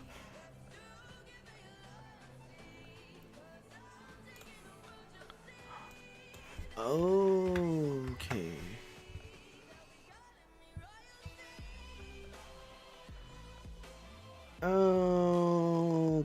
Okay. Load chunks. Max chunks is that? Oh, because I didn't do it over here. It's preload overlap items. Okay. So it seems I might have to switch this to 4, switch this to 4. And see if we can get it to go up. But it is a downside to having too much chunks. Is you'll eventually get only certain chunks before everything else loads. Now that dropped down to 1.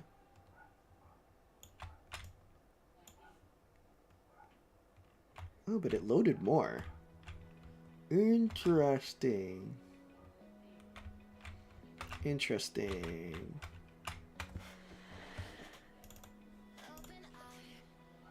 Oh, unless that was because it loaded the... Oh, it loaded the start world. Oh, that's why. Okay. But that should be fine for now. So instead of just loading 2 chunks, it'll load 4.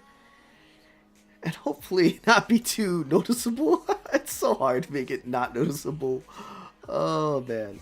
Alright. We'll do potential fix for that. For the next version...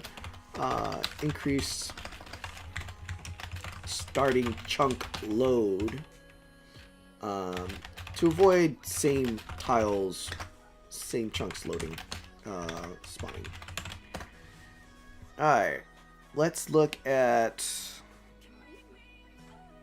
let's see, the elite drop coins. It's gonna be one that I know for sure. It's gonna be where is it? Enemy info. Elites. Yeah, I won't have to do all of this search stuff if I had everything together into Unity. Alright.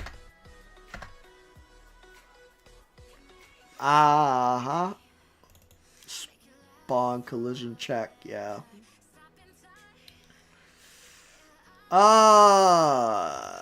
Spawn item. Let's see where is our... I have to see. Okay, so this is the spawn item for an... Oh. Wait a sec. So it's automatically... Oh, okay. Hold on. Okay, so the elites dropping weapons on coins is... That's weird, because there's no tags for coins. It's supposed to... Well, that's when it spawns. Oh my goodness.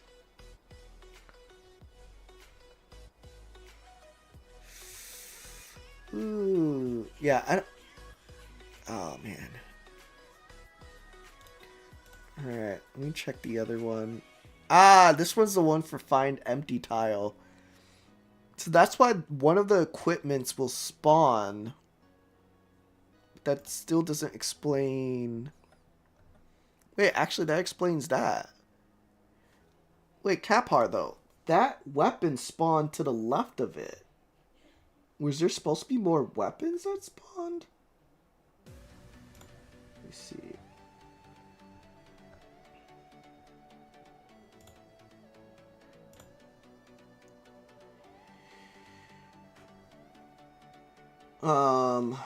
Because the rat drops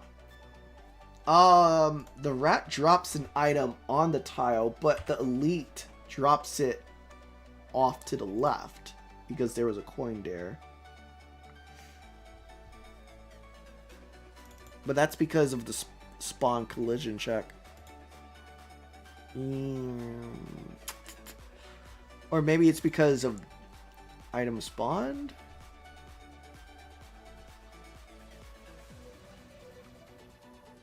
Oh, there's the adventure class.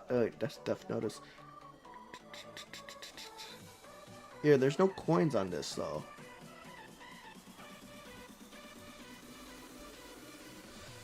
Yeah, you're gonna have to highlight that for me. I'll message you on that one. For the elite drops. Okay. Should we work on... Transcend. Oh man, where is getting Transcend to have an option to hide Transcend, much like what we did for Pyromancer, now being able to hide your volcano sprite. I didn't save that. Hold on. Here we go. Going smooth, and then we'll see how it goes. Alright, see. Soul count, where are you? Or just get instant transcend. There we go. Let's review what we need. So we need a way to hide the sprite, but at the same time, I believe if we click here... Oh, that doesn't do anything, right? Oh, I never... Oh, we could put it right there. I think we could put it right there, but...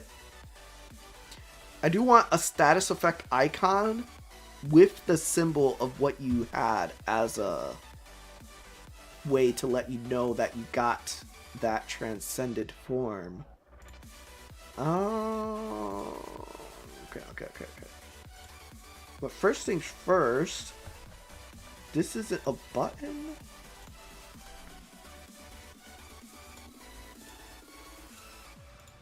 It's not a button. Okay.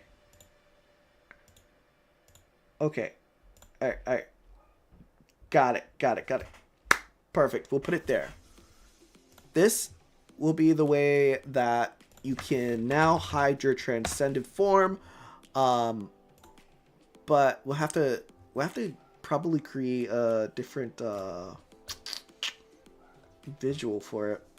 But for now, we'll make it a button, and the player will have it saved, the sprite, right? Transcend. Let's see. I gotta figure out where did we have that.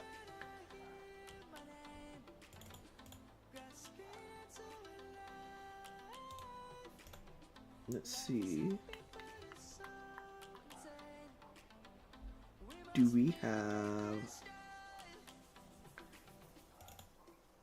Okay, so we have the sprite here. Soul image and character sprite. Okay. So we need two things. First, we need to save if we're visually transcended. That's going to be the save file. Alright. Is transcend sprite. And then sprite, we need to save transcend sprite. And that will be what we need the sprite to be. Perfect. Right. Alright, so do that. And then save this for after. Right. So this will equal transcend sprite. Perfect. Not bad.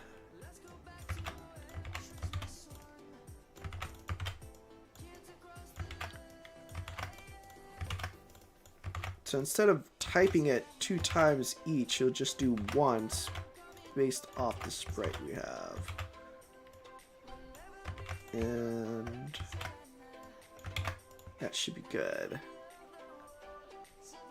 Perfect. Transcend sprite is now set. Then we have to have the button trigger switch transcend sprite. So if is transcend sprite, we will switch it. We'll switch the sprites.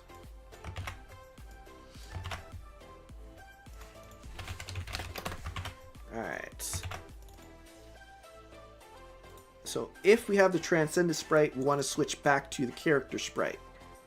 But we'll leave the soul image sprite because that's exactly what it should be, right? Or we hide that there. Okay, this is going to be confusing, but I think I know. I think.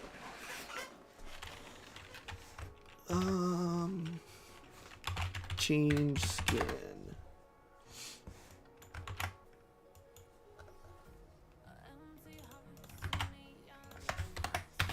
Okay.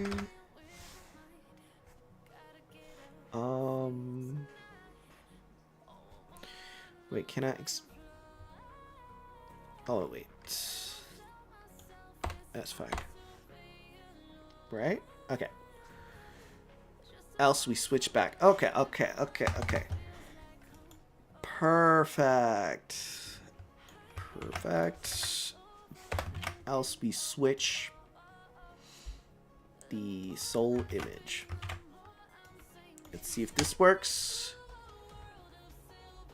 Oh, it has to be... Please work. Perfect. Alright.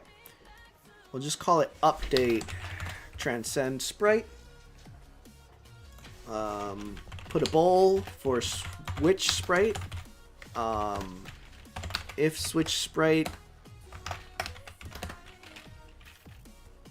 then we do, what is it? Is transcend.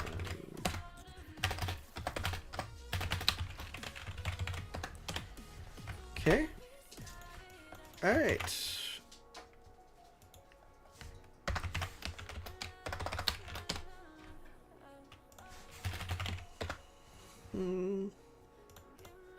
Okay. And there we have that. Now we need a way for... No, I think that's good.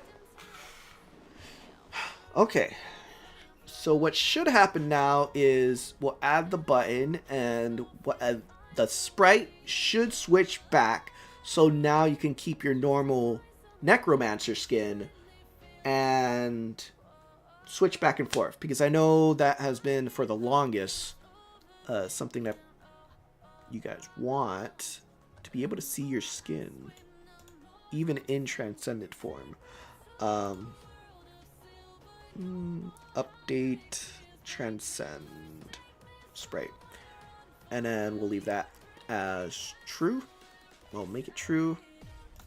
Alright, see if it works now. Hopefully, it goes all according to plan. Right?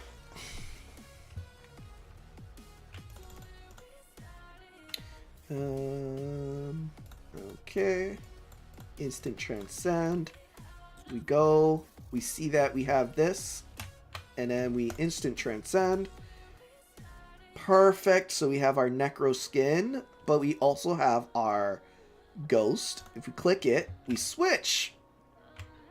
Perfect, right? And if we take damage, it'll be as if we lost our necro phase. But yeah, it works. Perfect. And we keep it. And we switch whenever we want to. The only thing I also want is the status effect to be underneath. Because it's good that we have the arrow, but it's not enough to be like you're broken out of your transcend, but you don't see anything. So yeah. A unique status effect that only applies to when you're transcended. I actually don't know if on save this works, but we'll see. Let's make it a save file thing, right? No, not yet. We'll see for now where the status effect.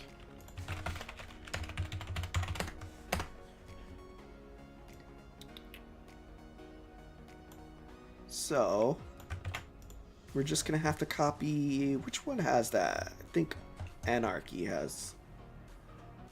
Nah, not Anarchy. There's one. There's got to be one.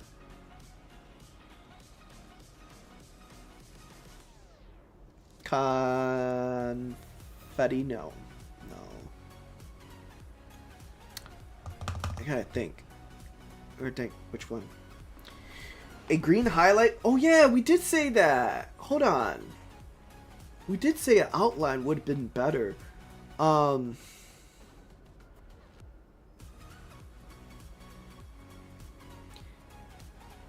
not necessarily. I have to make a specific color. I feel like green might. I mean, green works in. I feel like green is sticking out too much, but maybe a purple or a. We'll try green and see how it looks, but I forgot that we did have that in mind. I have to see what my update outline script is for now.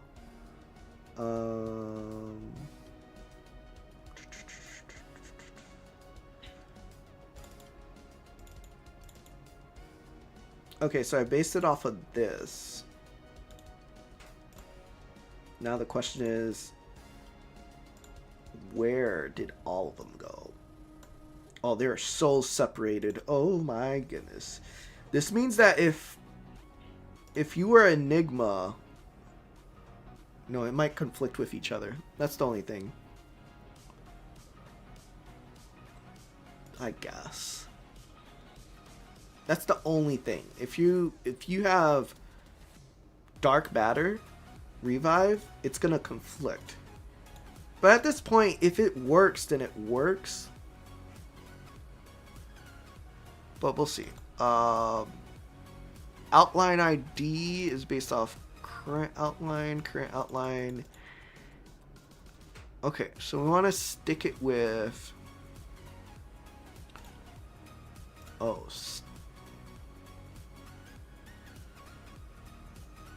Okay. What? Oh, we set the color. Okay, so if it's 1, we set color. Got it. Alright. Let's try to go back over here. Look for the color ID.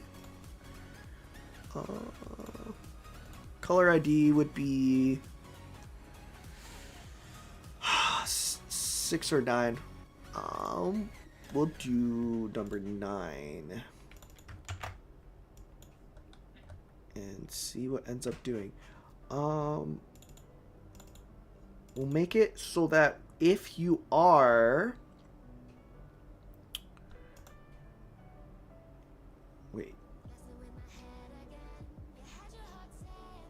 The character. If the character is... got it. Okay, wait. I got it. Outline 1.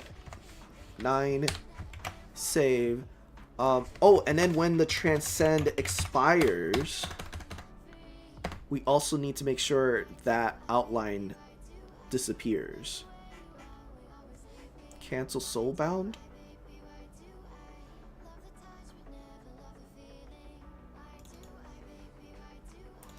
Oh my goodness, I just thought of the boss sprite too. Oh my gosh. Okay. Yeez. Okay, we can do update outline to 0.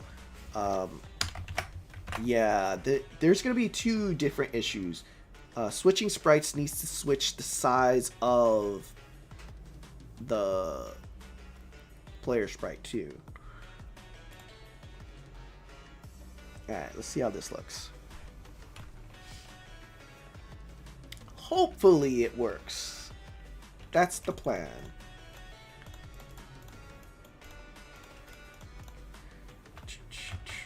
Alright, so if we use instant transcend. Oh! Okay, switching, it still keeps it. I don't know. I mean, I like it. I don't know if the green aura should stay when you are like normal transcended, or if it should only be like this. No, I kind of like it being always enabled. Well, let's see.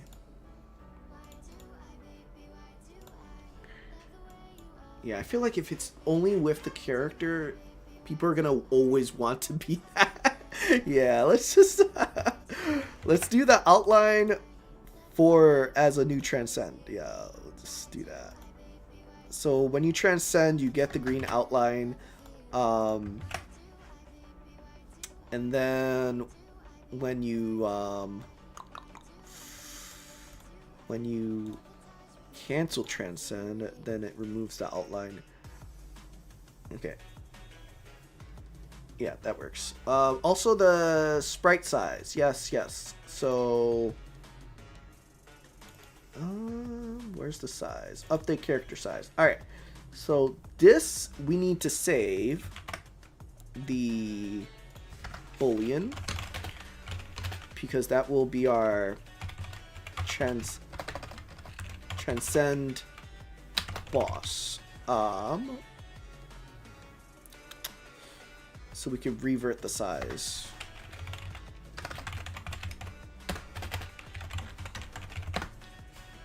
And then we'll do it like that. And then I want to say that's the only other time is when we cancel soulbound, it'll switch to false. But when we switch, where is it? We need to update our sprite. Perfect. All right. Yeah, always enabled is cool. Yeah, it is. So I definitely think we'll keep it like that. A green highlight when transcended, like how... Yeah. Okay. Thank you, Sathya. That was definitely a better option than the status effect. I forgot that we wanted the outline to be a thing. The next thing was we need bosses to spawn so that we can test and make sure the sizing works there. So we'll get Hydra to spawn. And then we should see if switching back and forth between Transcended Boss and our normal sprite works. Big part of making sure it works. So we instant transcend. We have the outline issue because there's other sprites in the way, but that's going to cause new, improved, like... I already know this is because of... where is it? Let's see. Yeah, it's just because of these. Just that. That right there is what's that issue. But you know what? It's gonna be part of fixing it later. The outline's smaller, probably because of the fact that it's a bigger sprite shrink down. But let's switch. Oh, he's still tiny. What? Oh, I didn't switch it back. It only updates when we switch. Oh. Got it. Wait. Oh no, I did it backwards. Okay, if transcend sprite is true. Okay, I feel like this is backwards now.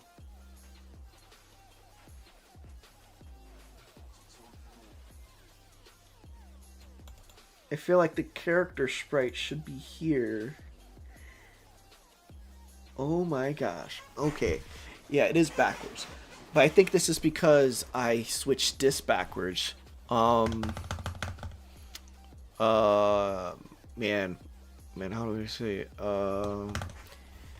Is player sprite, I should say. I don't want to redo that text, but okay. Because naturally player sprite is going to be false, so we'll leave that. And then we need to update the what was it? What was it? The size, yes. So, oh my goodness, can I paste the right thing? So we'll do that false, and then we'll do that true, or based on whatever the setup is. Job, what is up? How's it going? You missed it. Talk of the century. I was like, ooh. I was talking the whole time. Feels good. Talking about Rogue Together. Talking about the sprites, the animations, the progress. All of that stuff. I had to get a bottle of water. You know it's rough when I have to do that. Would a PvP dungeon be good? Yes or no? It really is not good in OneBit Adventure. I know that because OneBit Adventure is a one shot, one kill when there's power spike. So yeah, that's a no. But Rogue Together will be co-op. People who keep asking whether or not it's gonna have PvP, I don't know. Things change, but for the most part, it is going to be co-op. And the power spike in Rogue Together is actually less. Oh wait, why did I get Beyond the Grave? I was trying to get Instant Transcend. Alright, let's test this. Instant Transcend, right? We do our Transcend, we want to switch back. Boom! We're back to normal. Wait, we want to be Hydra again. Boom! We can go back. So now you have it. You switch. Ooh, that lag. We switch back, and now we can keep our Transcend form or not. It's your decision now. I don't know why I'm click spamming this. Working on these diabolical tiles right now. So many edge cases with them big. Yikes. Jeez. I don't know.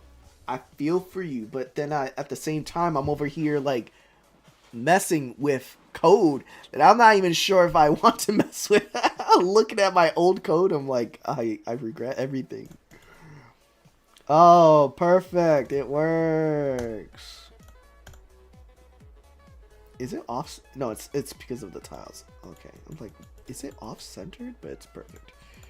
All right, so yeah, now we have that. The button is specifically on there.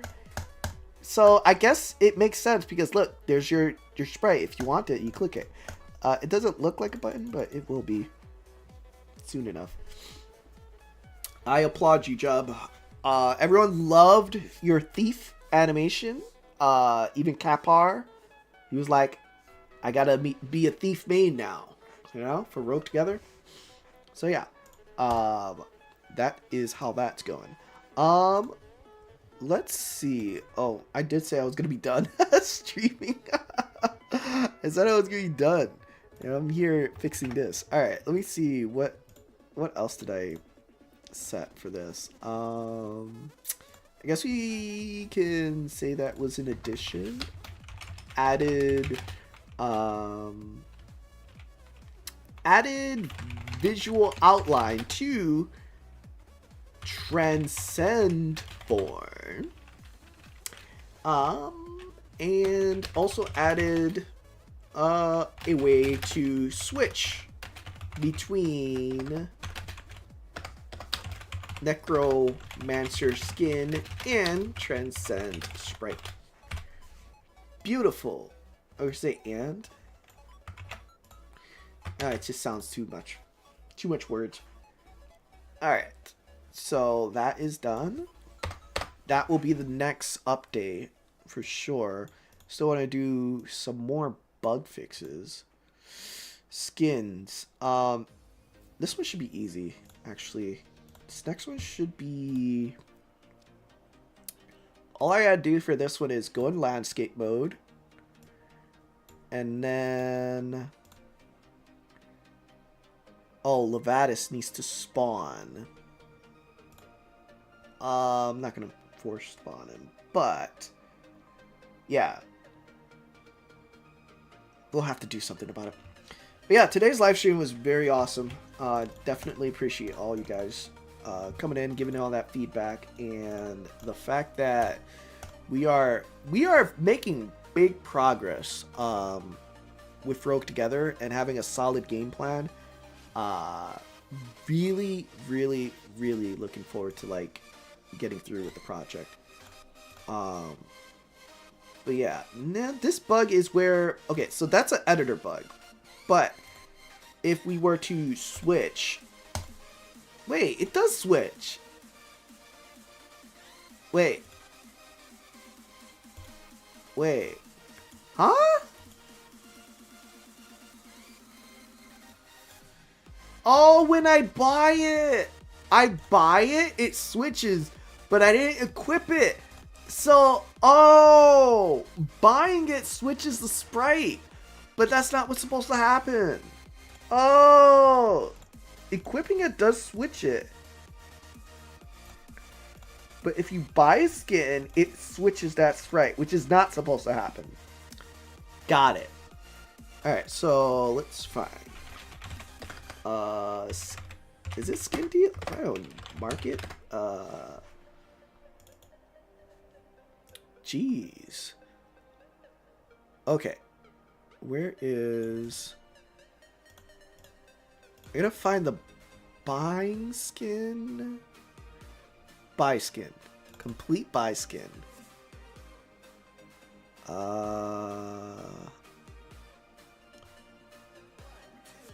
Yeah. Yep. Yep. Equip screen is not supposed to... This is only two lines, right? Okay. So let's see if we hide this. And if it works, then we're golden. We fixed that.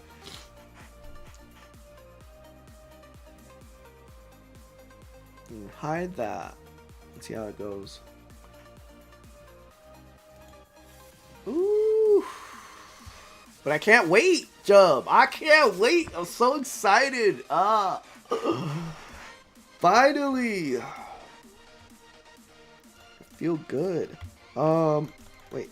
I'm not trying to talk to you. I'm trying to change you into the market. Alright. Let's switch. Buy skin. Perfect. Because we bought it. It shouldn't change any skin.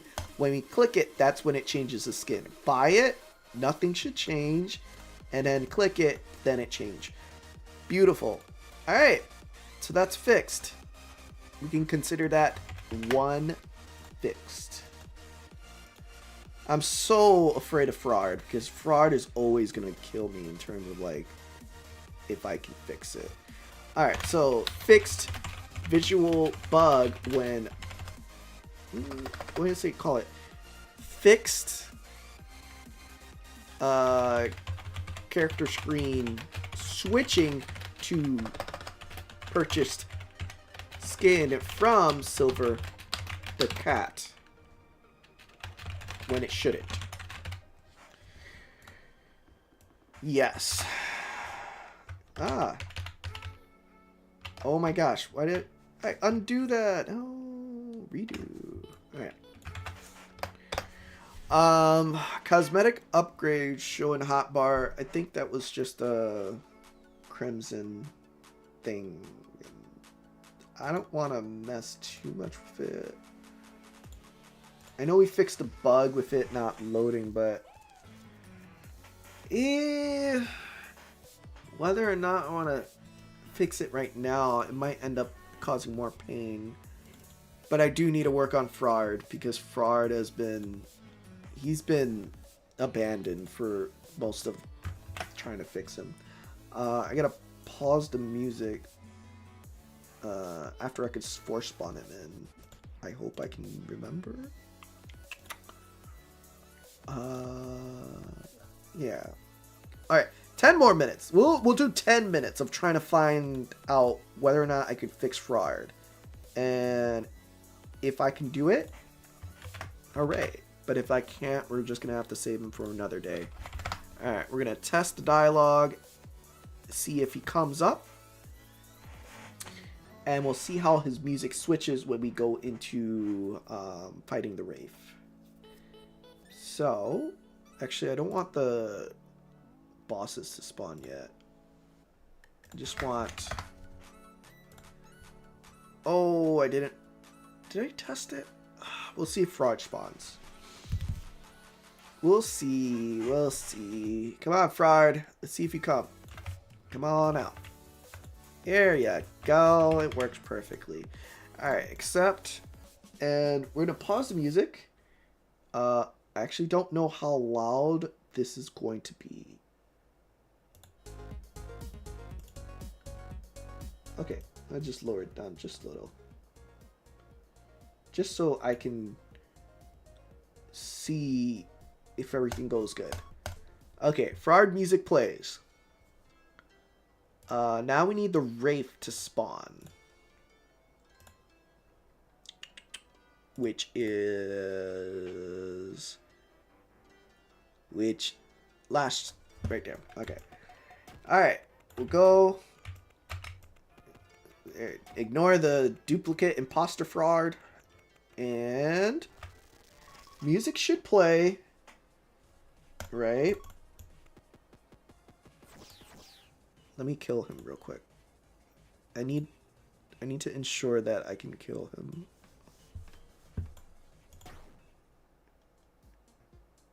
Yes. So his music doesn't replay after we kill the Wraith. Wraith. When Wraith dies. Look at that! The first comment that actually helped me. See, it's getting better. I actually am commenting on my own code. I'm doing a lot better in the framework. The framework I can actually read. But this is just ridiculous. This is still a lot, though. Let's see. So, we need his switch music. Where is his switch music, though? Yeah, right here. Switch music. Oh, but what happens? Oh, yeah, by default, this happens. Okay, I disabled that. Okay. So, we need to switch the music based on... Oh, my goodness, I'm about to burp. Ooh, excuse me. Sorry. Oh, my goodness. We need to switch it to Fraud's music. What? Is this one? Okay, so that's the first one. Where is Fraud's music? It's fade to bard music.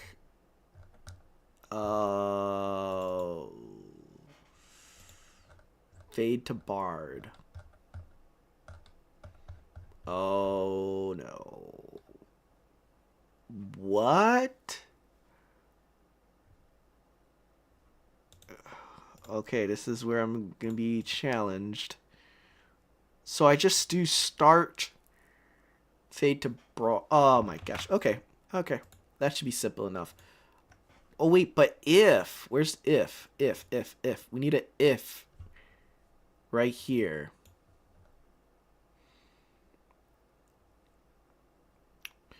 So, oh my goodness, this is gonna be a tricky if-else statement. I think I know I'm gonna have to do a different way. We're gonna need a if something else something. For sure we need this. But whether or not we can figure out the if statement is going to be the question. Dialogue script is where fraud should be. Yeah, there we go. Okay, so this is essentially that. Ooh. It's going to be ugly, but for now, it'll work. Alright, fraud has a command. Unless I store it in a function. Yeah, I have to create it as a function. Let's go to dialogue script. Where are you? Alright. Where is...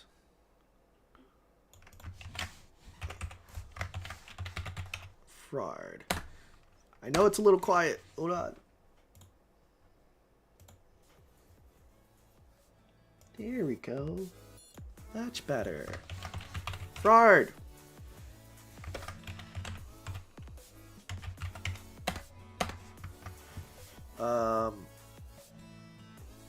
No.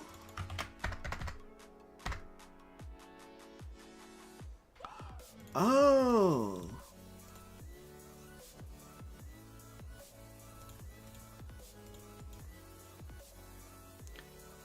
Do we remove it? Hold on. It's so confusing. I'm pretty sure this is gonna be the right choice.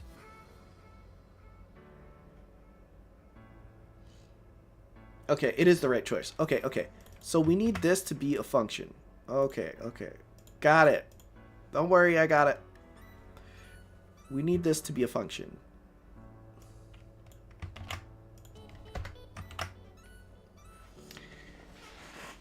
These lava tiles, bro.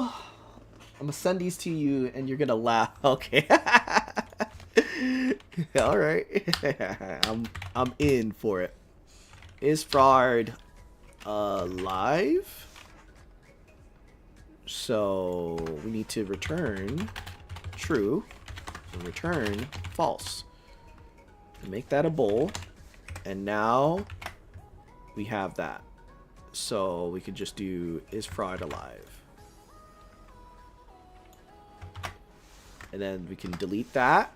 Perfect. We got a function for it. Now we know if fraud is alive. Now we need the dialogue script to be able to do that. Player dot nope dot UI menus dot dialogue dot oh wait, wrong one. Right. Dot dialogue dot is fraud. I didn't make it public, so now I gotta do that.